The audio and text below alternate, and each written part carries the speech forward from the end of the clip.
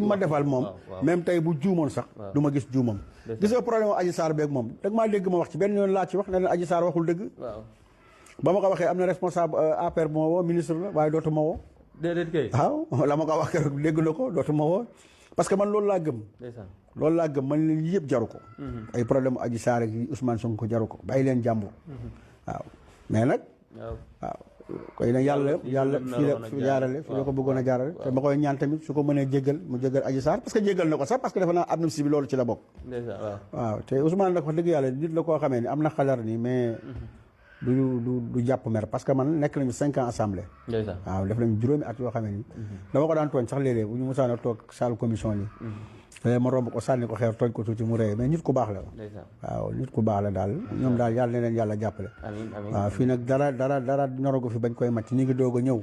nañ leen may temps ñoom ñu liggéey waaw daal laa leen di conseil Ousmane Sonko série Adji Sarr xam nga Ousmane Sonko danger public la te